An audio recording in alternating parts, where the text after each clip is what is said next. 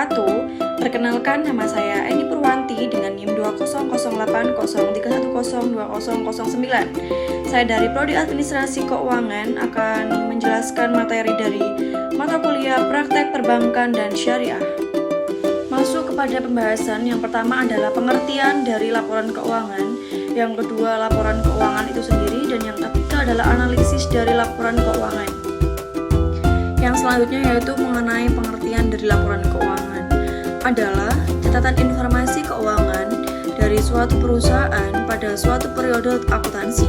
Keberadaan laporan keuangan digunakan untuk menggambarkan kinerja suatu perusahaan dalam bidang keuangan itu. Nah, ini dapat dilihat dari tabel yang sudah tertera pada PPT ini, di mana laporan neraca triwulan pada periode Desember tanggal 31 2019 sampai dengan 31 Juni 2020. Kemudian juga ada laporan laba rugi dari Bank Syariah Mandiri, yaitu pada periode 31 Desember 2019 sampai dengan 31 Juni 2020. Dan selanjutnya ada laporan laba rugi Bank Syariah Mandiri, yaitu pada tanggal 31 Desember 2019 dan 31 Juni 2020. Dan yang terakhir ada rasio keuangan Bank Syariah Mandiri, yaitu pada tanggal 31 Desember 2019 dan 31 Juni 2020. Kemudian selanjutnya ada analisis dari laporan keuangan, di mana metode Kamel, yaitu catatan kapital atau permodalan. Rasio yang digunakan dalam perhitungan ini adalah kapital adekuen, merupakan perbandingan jumlah modal dengan jumlah aktiva tetap atau ATMR yang diformulasikan dengan rasio CIR, yaitu modal sendiri dibagi dengan ATMR kemudian dikalikan dengan 100%. Selanjutnya adalah hasil perhitungan dari kapital adekuensi rasio CIR Bank Syariah Mandiri pada tahun 2020 sampai dengan 2021. Yang pertama tahun 2019 sebesar 16,7%, kemudian yang kedua tahun 2020 sebesar 16,2%. Berikut adalah hasil dari analisis rasio adekuensi, yaitu yang pertama pada Bank Syariah Mandiri tahun 2020, di mana nilai kredit sama dengan angka rasio dibagi dengan 0,1 ditambah 1 sama dengan 16,2% dibagi dengan 0,1 ditambah 1. Kemudian ada hasil analisis kapital adekuensi rasio CIR pada Bank Syariah tahun 2021, yaitu nilai kredit sebesar angka rasio dibagi dengan 0,1 tambah 1 menghasilkan 16,7% dibagi dengan 0,1 ditambah 1.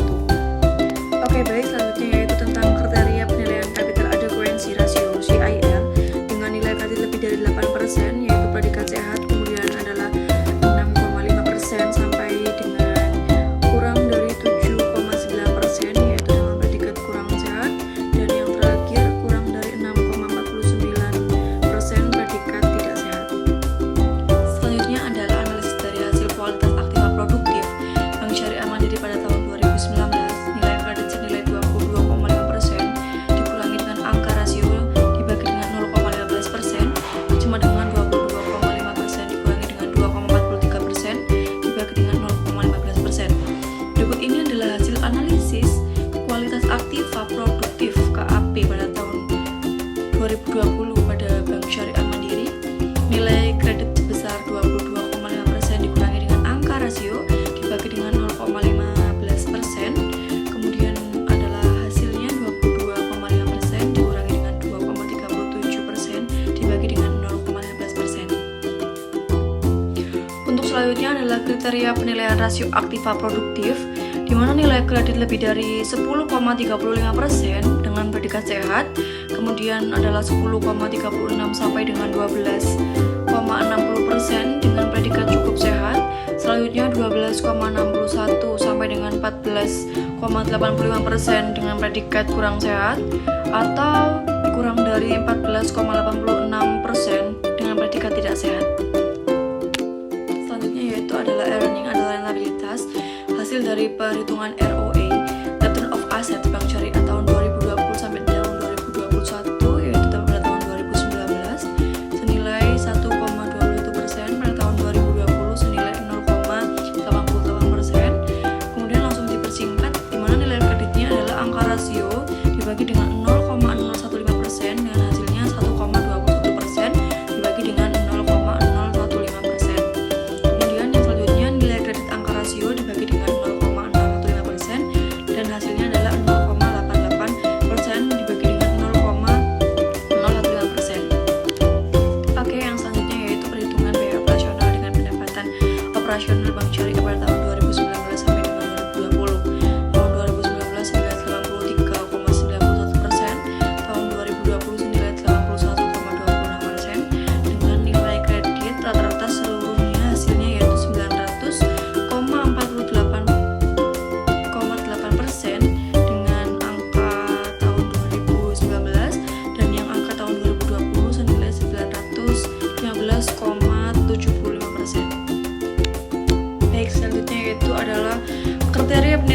rasio biaya operasional terhadap pendapatan operasional BOPO, yaitu nilai kredit mulai dari lebih dari 93,52%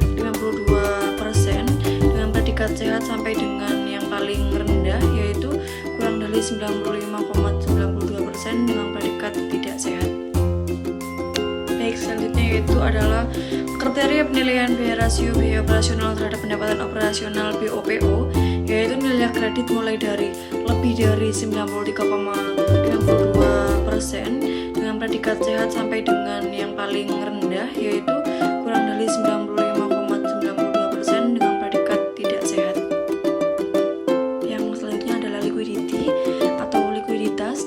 Perhitungan likuiditas menggunakan dua rasio, yaitu rasio alat likuiditas terhadap hitung lancar atau kas rasio, di mana kas rasio sama dengan aktiva likuiditas dibagi dengan aktiva lancar dikali dengan 100%, kemudian nilai kredit kas rasio yaitu rasio dibagi dengan 0,05%. Baik, selanjutnya yaitu hasil dari perhitungan kas rasio Bank Syariah Mandiri tahun 2019 sampai tahun 2020. Yang pertama tahun 2019 senilai 6,05%, tahun 2020 senilai 6,09%. Nah, ini perhitungan nilai kreditnya seperti ini. Nilai kreditnya sebesar angka rasio dibagi dengan 0,05% sama dengan 6,05% dibagi dengan 0,05%, dan selanjutnya pada tahun 2020 nilai kredit angka rasionya itu dibagi dengan 0,05%, kemudian sama dengan 6,09% dibagi dengan 0,05%. Baik, selanjutnya yaitu kriteria penilaian rasio alat likuiditas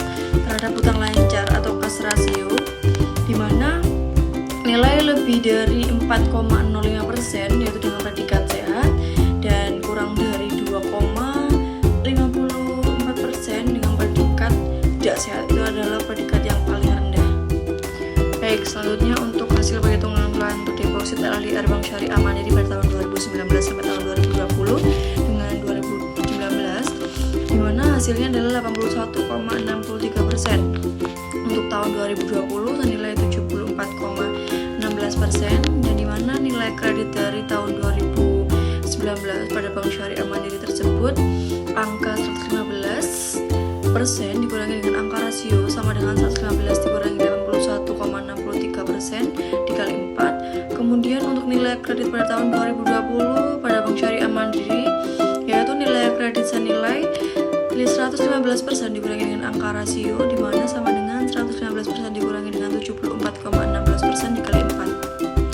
Baik, selanjutnya yaitu kriteria penilaian loan to deposit rasio, yaitu LDR, di mana nilai kredit paling atas yaitu kurang dari 94,755% dengan predikat sehat hingga lebih dari 102,5% dengan predikat tidak sehat, seperti itu.